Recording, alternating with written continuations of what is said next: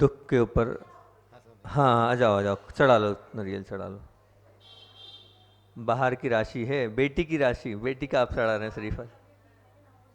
हाँ हाँ, बालिका भोपाल में उनके यहाँ, ठीक। हाँ बहुत अच्छा, स्वस्थ लाभ हेतु दान दिया। हाँ बहुत अच्छी बात।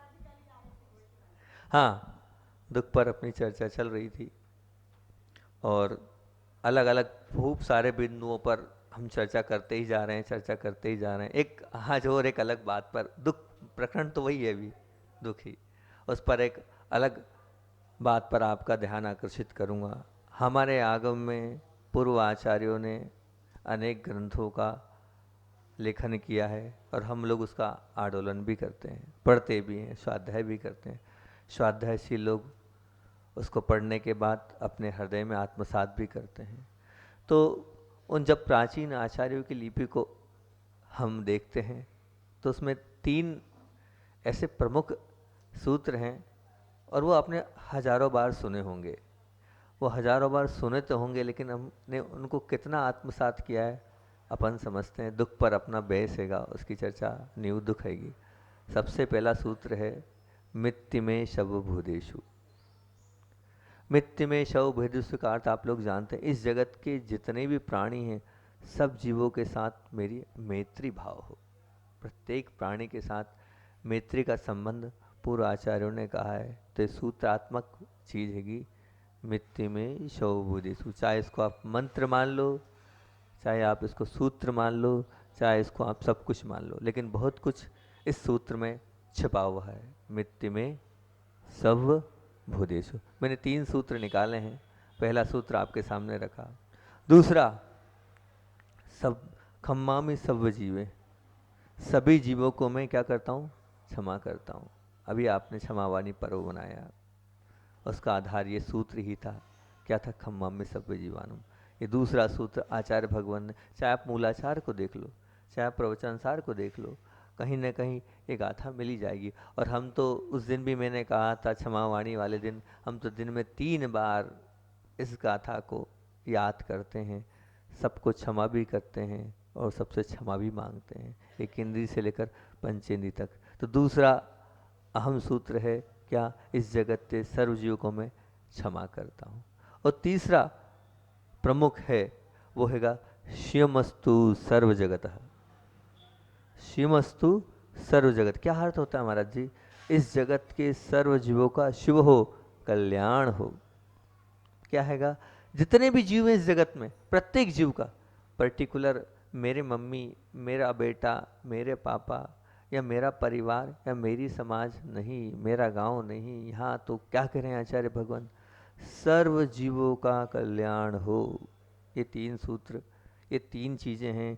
मित्ति में सब भूदेशु, खम्मा में सब जीवे। और तीसरा है शिवमस्तु सर्व जगत। आप अपने जीवन में प्रतिदिन अगर उठकर इन 3 सूत्रों को 10-20 सेकंड सोच लेना, विचार कर लेना, भगवान के सामने आके आत्म मन में विचार कर लेना, ए भगवान मित्ति में शवभूत, प्राणी मात्र से मेरा मैत्री भाव हो। दूसरा सूत्र रहेगा, इस जगत में जितने भी जीव हैं सबके साथ मेरा क्षमापना का व्यवहार है, क्षमा याचना का व्यवहार। तीसरा, इस जगत में सर्व जीवों का कल्याण हो। महासूत्र है ये, आपके परिणामों को निर्मल रखने के लिए, आपको धर्म के प्रति आकर्षित करने के लिए, आपको धर्म मार्ग पर चढ़ाने के लिए। इन तीनों सूत्रों के माध्यम से आप बहुत आगे बढ़ सकते हो। आप ये मत मानना कि मैं नमोकार मंत्र पढ़ूंगा तो ही धर्म करूंगा, नहीं। नमोकार मंत्र तो पंच परमेष्टि की भक्ति है, उसका निषेध तो मैं करता नहीं हूँ, मैं भी करता हूँ, आपसे भी करूँ, लेकिन इन चीज़ों का भी ध्यान रखना चाहिए हमें। ये भी महामंत्र है, गुरुओं की वाणी लिखी है, पूर्व आचार्यों की वाणी लिखी है, तो हर एक वाणी उनकी मंत्र की तरह है। तो ये 3 मंत्र, हम भले संस्कृत नहीं पढ़ पा रहे हैं, मिट्टी में सौ बोधेसु, लेकिन ये भाव तो कर सकते हैं ना, सब जीवों के साथ मैत्री हो, सब जीवों के साथ मेरा क्षमापणा का व्यवहार हो, और सब जीवों का कल्याण हो। ये 3 भाव नमोकार महामंत्र की जितनी महत्ता है उतने आपके जीवन में हो। अब इन 3 सूत्रों को अमल आप कब हो सकता है, अगर मान लीजिए चर्चा है दुख की, यदि दुख को आप दुश्मन मानते हो, दुख दुश्मन है, तो फिर जो दुख देने वाला जो भी जीव है उसके साथ मित्रता हो सकती है आपकी? पहला प्रश्न। अपना तो प्रश्नात्मक प्रवचन रहता हैगा। तो पहला प्रश्न मैंने आपसे किया कि यदि दुख को हम दुश्मन मानते हैं तो जिसके माध्यम से, जिस जीव के माध्यम से हमें दुख मिला है, तो क्या उसके साथ मित्रता के भाव होते हैं हमारे, हुए हैं हमारे या होंगे हमारे? पहला प्रश्न। दूसरा, दुख देने वाला वो जीव, क्या उसके लिए आपके क्षमापणा के व्यवहार होंगे? क्या आप उसके प्रति क्षमा भाव रखोगे? जिस जीव के माध्यम से, जिस निमित्त के माध्यम से, जिसके माध्यम से आपको वो दुख और कष्ट मिला है, क्योंकि आपने दुख से बैरभाव किया है, आपने दुख को दुश्मन माना है, आपने दुख को सब कुछ माना है कि ये सब कुछ मेरे जीवन का नाश करने वाला ये दुख है, ये कष्ट है। अब जिसके माध्यम से मिला है, क्या उसके प्रति आपका क्षमापना का व्यवहार है? तीसरी बात, जो दुख देने वाला जीव है, क्या उसके विषय में आप कह सकते हो सर्वजीव कल्याण? क्या उस जीव के कल्याण के भाव, जब मान लो पर्टिकुलर सब जीव को छोड़ दो आप, जिसके माध्यम से आपको कष्ट हुआ, जिसने आपका अपमान किया, जिसने आपको अनेक प्रकार के त्रासों में त्रासित किया है, क्या उसका कल्याण की भावना आपके अंदर है क्या, होगी क्या? ये तीन प्रश्न हमने किए, तो आपका जवाब होगा बिल्कुल नहीं। क्या होगा आपका जवाब? यही होगा जवाब। भले आप मेरे सामने नहीं नहीं महाराज जी, लेकिन नहीं, अंतरंग से पूछो तो आपका जवाब होगा बिल्कुल नहीं। दुखों के प्रति शत्रुता तुम्हें उन जीवों के प्रति शत्रुता कराएगी ही जो दुख में निमित्त बने हैं, बिल्कुल कराएगी, क्योंकि तुम दुख के प्रति शत्रुता करिएगी। अब दुख के प्रति शत्रुता करिए तो जिन जीवों के माध्यम से आपको कष्ट मिले हैं, तो उनसे भी आपको, दुख से तो है ही शत्रुता, उनसे भी आपकी शत्रुता होगी ही होगी, जो भी निमित्त हैं। उन जीवों के प्रति जिनके प्रति देश भाव होगा ही होगा, मित्रता उनसे आप नहीं करोगे जो निमित्त हैं। निश्चित मान के चलना, मित्रता आपकी होगी ही नहीं होगी, उनसे करोगे भी नहीं आप। और हृदय भी, मतलब, और तीसरी बात क्या, कल्याण। जन जीवों के माध्यम से आपको दुख मिला, हृदय से उन जीवों के प्रति कल्याण की कामना आप कर ही नहीं सकते, वंचित ही रहेगी आपके उनके प्रति भावना। बाकी सबको छोड़ दो, उसको छोड़ दो, उस जीव को छोड़ दो, बाकी सबका कल्याण हो जाए, ये होगी आपकी भावना। लेकिन हमारे आचार्यों ने क्या कहा है? सब शब्द लगाया है, मित्ति में सब भूदेशु। ऐसा नहीं कहा कि जिससे आपका बैर भाव है, जिससे आपके संक्लेश परिणाम मत हैं, जिनसे आपका नहीं हो पा रहा, उनसे नहीं, ये शब्द नहीं यूज किए। मित्ति में बोला, सब बोला, हर इन तीनों में सब लिखाएगा। देख लो आप तीनों कारिकाओं को उठाकर, मित्ति में सब हुए दु, खम्मा में सब जीवानम, और तीसरा क्या है, स्वीयमस्तु सर्व जगत।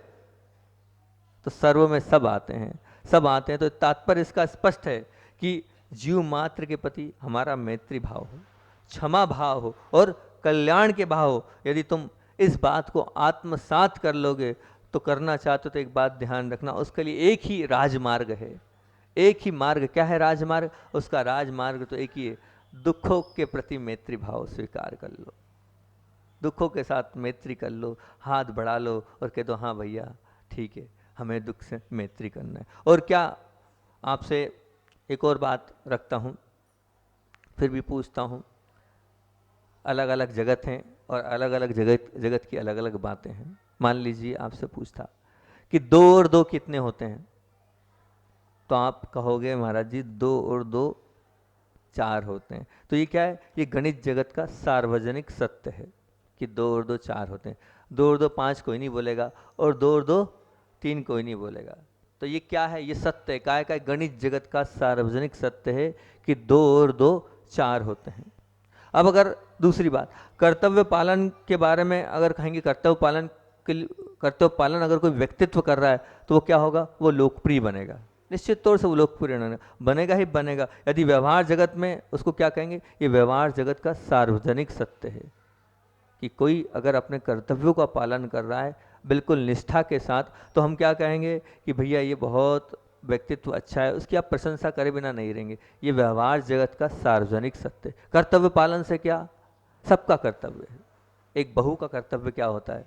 अपनी सास का ध्यान रखना, अपने सास के साथ साथ ससुर का ध्यान रखना, बड़ों की विनय करना, समय पे जो जो चीज देना चाहिए प्रत्येक सदस्य के प्रति अपनी भूमिका अनुसार करना, वो उसका कर्तव्य है। अगर वो कर्तव्य कर रही है तो निश्चित तौर से चारों ओर उसकी लोकप्रियता होगी। बहुत अच्छी बहू है भैया, बहुत ध्यान रखती है, सास ससुर का ध्यान रखती है, बच्चों का ध्यान रखती है, समय पे सब कुछ करती है। वो जब होगा जब आप कर्तव्य का पालन करोगे। बिना कर्तव्य के पालन के आपकी कहीं से लेकर कहीं तक भी लोकप्रियता नहीं बढ़ेगी। आपके कर्तव्यों के पालन, हर एक का कर्तव्य, एक बेटी का कर्तव्य है कि उस पर परिवार ने विश्वास करके उसको बाहर भेजा है पढ़ने लिखने के लिए, तो वो विश्वास वो कायम रखे, वो अपने कर्तव्यों के प्रति अडिग रहे, और जो माता पिता ने संस्कार दिए उसके प्रति अडिग रहेगी। वो उसका कर्तव्य है कि नहीं, मुझे मेरे कर्तव्यों का पालन करना है जो मुझे कहा गया है। ऐसी प्रत्येक बच्चा जा रहा, हर यहाँ बेटा हर सदस्य है, चाहे वो बड़ा भी हो गया, वो बड़ा है घर का सदस्य, तो बड़े के क्या कर्तव्य होते हैं वो समझें, छोटा है छोटे क्या कर्तव्य समझे। कर्तव्य हर व्यक्ति के साथ लगे, बिना कर्तव्य का कोई जीवन नहीं है। अपने कर्तव्य आप निर्धारित करें, और अगर आप कर्तव्य कर रहे हैं तो मान के चलना आप लोकप्रिय हैं। लोकप्रिय होगा ही वो भाई जो सीधे सीधे अपने जीवन को जी रहा है, और जो जो उसको करना चाहिए वो करने योग्य कार्य कर रहा है, तो सब कहेंगे ही कहेंगे कि भैया बहुत अच्छी बात है। तो दूसरी बात थी कि लोकप्रिय बना जा सकता है कब, जब वो अपने कर्तव्यों को बहुत निष्ठा के साथ, आस्था के साथ, भक्ति के साथ पालन कर रहा है। तो अपने आप को व्यवहारिक जगत का ये सार्वजनिक सत्य है। काय का ये व्यवहारिक जगत का ये सार्वजनिक सत्य है। अब दूसरी बात क्या है, तीसरी बात आप करते हैं अपन काय की, शारीरिक जगत की। शारीरिक जगत में हम ये कह सकते हैं कि भूख ही श्रेष्ठ विटामिन है। भूख ही श्रेष्ठ विटामिन है, क्योंकि अगर भूख है तो सब कुछ है, और भूख नहीं है कुछ नहीं है। तो शारीरिक जगत में हम कह सकते हैं कि भूख ही श्रेष्ठ विटामिन है, और यही शारीरिक जगत का, या कहना चाहिए स्वस्थ जगत का सार्वजनिक सत्य है। भूख है तो सब है, अन्यथा कुछ नहीं है। अब इसी प्रकार आध्यात्मिक जगत की बात करते हैं हम कि अध्यात्म, आपने सब जगत की, व्यवहारिक जगत की बात कर ली, गणित जगत की बात कर ली, आपने शारीरिक जगत की बात कर ली, अब हम अध्यात्म जगत की बात करते हैं, क्योंकि दुख से अपने को पूरी चीज़ों को जोड़ना है। तो अगर अध्यात्म जगत की सत्यता को अगर आपको, और उसकी शाश्वत सत्य को आपको ऊपर उठा के बताना है, तो उसकी बात यही हैगी कि अगर दुखों को आपने स्वीकार कर लिया तो आप ध्यान रखना, आपकी समाधि, आपकी समता, आपके अंदर सद्गुण और आपकी सज्जनता का आप स्वयं बने रहोगे ही रहोगे। बिल्कुल आपके अंदर चारों चीज आ जाएगी। और अध्यात्म जगत का ये शाश्वत सत्य है, दुखों को हमने स्वीकार कर लिया तो हमारे अंदर क्या क्या आएगा, फिर से बताऊं, चार चीजें बताई आपको मैंने, क्या क्या आएगा, समाधि, समता, सद्गुण और सज्जनता। ये चारों चीज आए बिना रहेगी ही, आए बिना नहीं रहेगी, बिल्कुल रहेगी ही रहेगी, आपके अंदर प्रवेश करेगी ही करेगी। कब करेगी, जब दुख को स्वीकार करोगे। ये है आध्यात्मिक जगत का शाश्वत सत्य, ये है आध्यात्मिक जगत का शाश्वत सत्य। बाह्य जगत, जो बाह्य भौतिक जगत है ना, वो दुख से बचने के लिए उसके पास कोई उपाय नहीं है, कोई भी उपाय नहीं है। मान लीजिए आपका प्रिय आपसे अलग हो गया, तो वो बाह्य जगत क्या वो प्रिय को लाके दे देगा क्या, भौतिक जगत लाके दे देगा क्या, नहीं लाके देगा।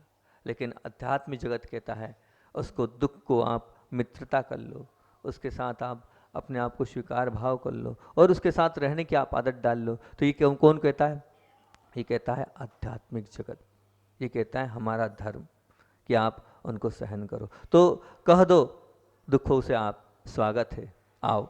जब दुखों से सब कुछ ही होना है तो कह दो यू आर मोस्ट वेलकम, हम आपका स्वागत करते हैं। प्रत्येक दुख हमारे लिए बहुत काम का है, स्वागत के लिए उसको बुलाओ, आने के लिए उसको आमंत्रण दो। अब इतना सुनने के बाद भी अगर आपने निश्चित कर लिया है कि हाँ बहुत दिन से कह रहा हूँ कि दुखों से मित्रता करना ही है, कल भी वही थी, उसके पहले वही चर्चा है कि हमें दुखों से मित्रता करना है। इन चीज़ों पर विचार करने पर दो तथ्य विशेष रूप से सामने आते हैं, उन दो तथ्यों को आपको रखता हूँ, इतनी अपन चर्चा करते जा रहे हैं। सबसे पहला तथ्य है, और वो है भी सत्य जो मैं आपको बता रहा हूँ, पहला है इस संसार में दोष रहित कोई भी जीव नहीं है। इस संसार में दोष रहित कोई भी जीव नहीं है, आपको एक्सेप्ट करना पड़ेगा। और दूसरा, दुख रहित संसार नहीं होता, दूसरा दुख रहित संसार नहीं होता। तो दुख रहित संसार भी नहीं है और दुख रहित कोई भी संसारी जीव भी नहीं। तो आप लाख प्रयास कर लो तो भी आपको कहीं ना कहीं कोई ना कोई दोष युक्त जीव मिलेगा ही मिलेगा। कितने प्रयास कर लो आपके साथ रहने वाले कितने कि जितने भी जीव हैं, तो दोष रहित, मतलब दोष से एकदम शुद्ध जीव नहीं मिलेगा, दोष के युक्त जीव तो मिलेगा ही मिलेगा। कोई ना कोई दोष तो उसके अंदर होंगे ही होंगे, और उन दोषों के कारण आपको कष्टों का अनुभव करना ही पड़ेगा। इसी प्रकार काय को आप टकरा रहे हो, पूरा जीवन पड़ा है, उस पूरे जीवन में दुख ही दुख है, तो क्यों टकराए हम जीवन उस दुख से? उस दुख से मित्रता ही कर लें। प्रतिकार करने से कोई मतलब नहीं, प्रतिकार करते करते आपका पूरा जीवन समाप्त हो जाएगा, फिर भी आप अपने आप को जीत नहीं पाओगे। तो हम आज एक यही निर्णय ले लें। क्या निर्णय ले लें? कि दुखों के साथ हमें दीवार जैसा संबंध नहीं निभाना है, पुल जैसा संबंध निभाना है। ये नहीं मानना ये दुख आए तो दीवार बन गई मेरे जीवन की, नहीं। उस दुख को आप पुल मान लो। क्या मान लो? पुल। पुल क्या काम करता है? पुल क्या काम करता है? इस पार से उस पार ले जाने का काम काय का है? उस पुल का है, उस पुल का है। बस आप तो ये मान लो, ये दुख आया है, ये कष्ट आया है, ये क्लेश वाले परिणाम आए, ये मुझे इस पार से उस पार ले जाएंगे, ये मुझे इस पार से उस पार ले जाएंगे। तब ले जाएंगे जब हम बहुत अच्छे से उसको सहन करेंगे, तब वो इस पार से आपको उस पार ले जाएंगे। ये आप दुख को दीवार नहीं मानना है, दुख को क्या मानना है आपको? पुल। क्या मानना है आपको? पुल। और दुखों के साथ टकराने की बात नहीं, बल्कि दुखों के साथ पार उतर जाने की आपको बात करना है। ये निर्णय आप तो कर लिया, फिर भी एक प्रश्न उठ सकता है, महाराज जी आप बार बार बोल रहे हो कि जब दुखों को दूर करना संभव नहीं है तो उनके साथ आप मित्रता कर लो, उनके साथ आप सत्कार का व्यवहार करो, उनसे कहो यू आर मोस्ट वेलकम। लेकिन एक बात बताओ, कुछ दुख तो ऐसे भी होते हैं ना जिन दुखों का हम समाप्त कर सकते हैं, जिन दुखों का कोई इलाज है तो वो भी तो करा सकता है, नहीं उसकी मनाही नहीं है। पर मेरी कुछ शर्तें हैं। दुखों को के साथ दूर करने के लिए आप खूब पुरुषार्थ करो, उसका कहीं कोई इनकार नहीं, कहीं कोई मना नहीं, उसमें ये नहीं कह रहा हूँ कि आप मत करो। परंतु कल परसों भी कहा था मैंने, फिर एक बार दोबारा कर देता हूँ कि परंतु इस बात का ध्यान रखना, जैसे मान लो लाखों का ब्याज है, अब उस ब्याज को चुकाने के लिए आपने पुनः ब्याज लिया, उस ब्याज को चुकाने के लिए पुनः ब्याज लिया, तो उसका जीवन अंधकार में ही रहेगा ना। अब वो जो दुख हमें प्राप्त है वो कोई ना कोई पाप के उदय से प्राप्त है। अब उस पाप से जो दुख हमें मिला है, अब उस दुख को हमें दूर करने के लिए फिर पुनः पाप करें तो कौन सी भलमनसा, ये बताओ।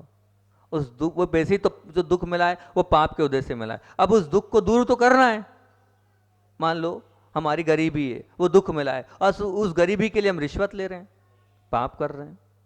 उस गरीबी को दूर करने के लिए हम चोरी कर रहे हैं, पाप कर रहे हैं। उस गरीबी को दूर करने के लिए हम और अनैतिक ऐसे कार्य कर रहे हैं, पाप कर रहे हैं। क्यों? वैसे ही तो वो पूर्व पाप के उदय से आपको वो कष्ट मिला है, और उस कष्ट के कारण फिर और पुनः पाप कर रहे हो। उस कष्ट को सहन ना करने के बावजूद, जो मिला उसको सहन ना करने के बावजूद और पाप कर रहे हो, तो बताओ फिर वो कहाँ जाएगा? उस वो जो ब्याज के लिए और ब्याज ले रहा है, जैसे उसका जीवन अंधकार में है, वैसे आपका जीवन भी अंधकारमय हो जाएगा। पुरुषार्थ करने की मनाही नहीं है, लेकिन आपको ये ध्यान रखना है, विशेष ध्यान रखना है कि वो पुरुषार्थ गलत ना हो, हमारा समीचीन हो, आगम के अनुरूप हो, तो हमारी तरफ से कोई मनाही नहीं है। खुलेआम छूट है, खूब करो, अच्छे से करो, लेकिन वो प्रयास जो दुख को दूर करने वाला है, कष्ट को दूर करने वाला है, वो समीचीन होना चाहिए, वो गलत नहीं होना चाहिए। नहीं तो उस कष्ट और उस दुख को दूर करने में और दुख और कष्ट आप भोगने लगोगे तो क्या मतलब निकलेगा। मान लीजिए कोई चूहा है, अब वो चूहा परेशान हो गया, खूब मच्छर उसको काट रहे हैं अपने शरीर में, सबको काटते हैं मच्छर, ऐसा मत समझना। वो जो गाय है, बैल है, उन पे भी वो लग जाती हैं, क्या बोलते हैं उसको, गोंच है ना, हाँ वो जो चोंक लगती है, सबको कोई ना कोई परेशान करता है। कोई मच्छर है और कोई चूहा है, उसको मच्छर काट रहा है, अब वो भगते भगते भगते भगते मच्छरों से बचने के लिए बिल्ली की शरण में गया, क्या होगा उसका? बताओ ना, क्या होगा उसका? मच्छरों से बचा और जाकर बिल्ली की शरण में पहुंचा, तो बिल्ली बचाएगी क्या? अभी तो सिर्फ मच्छर काट ही रहे थे और बिल्ली ने तो उसका जीवन ही समाप्त कर दिया। ऐसे ही हमें जो दुख और कष्ट मिले, अभी थोड़ा बहुत ही परेशान कर रहे हैं, अब उन दुख और कष्टों के लिए हम फिर पाप करें, और फिर पाप के बाद तो फिर क्या होगा हमारा? जैसे उस चूहे का हाल हुआ वैसे हमारा हाल होगा, उसी प्रकार से हमारा हाल होगा। तो हम वैसा ना करें, जो करें समीचीन करें, बहुत अच्छा करें। एक और अच्छा उदाहरण, बहुत अच्छी बात याद आई, वो भी बता देता हूँ।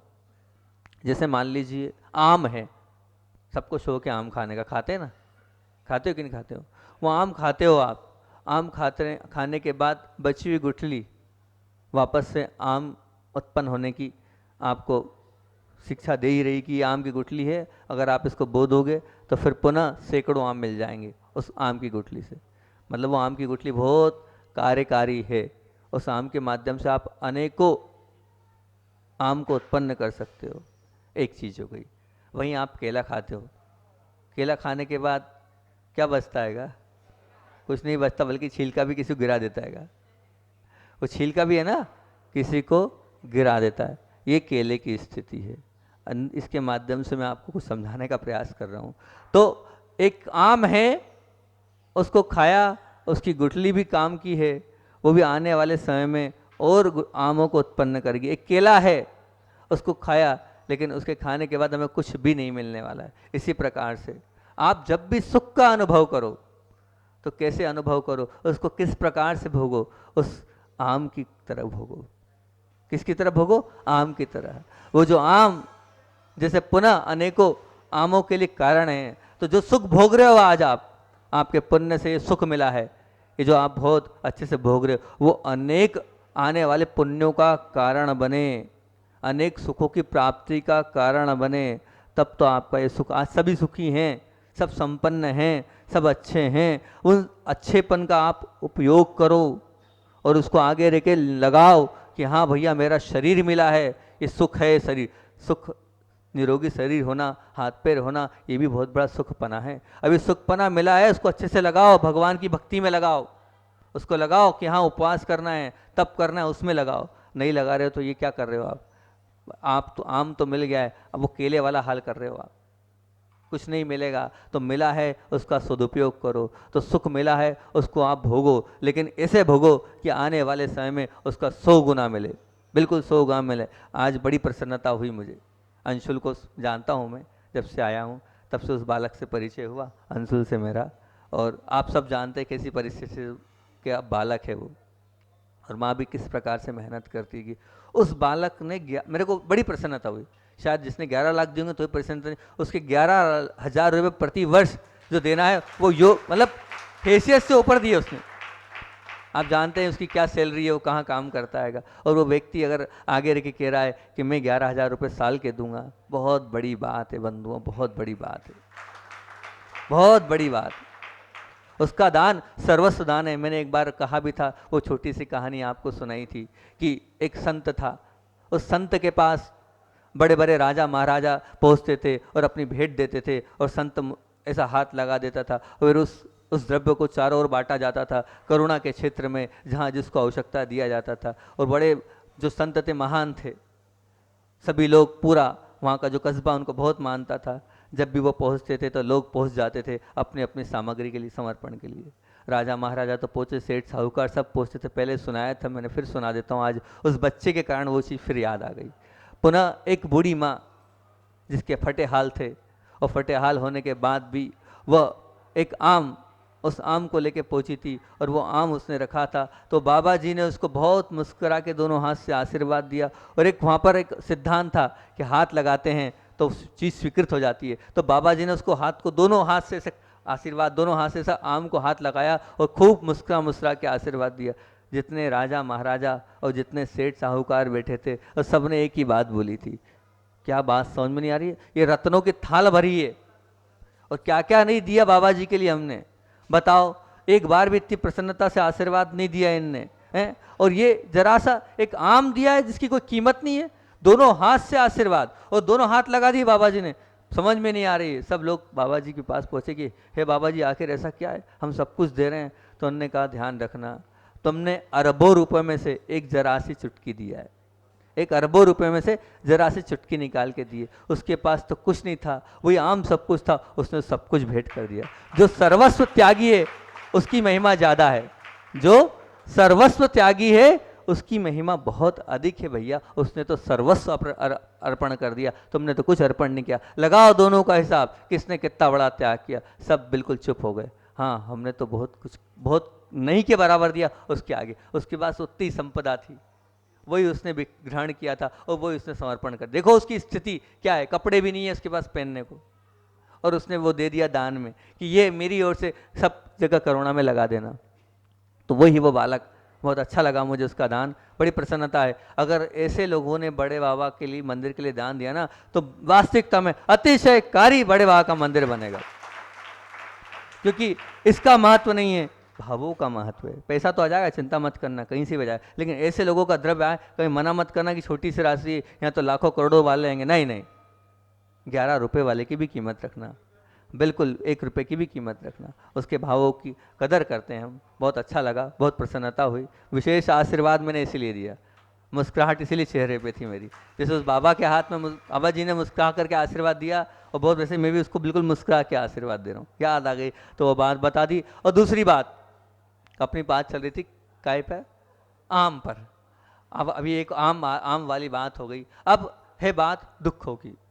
तो दुखों के लिए मैं उदाहरण देता हूँ, आप दुख आ रहे हैं तो उसको आप केले जैसा सहन करो। कैसे सहन करना है?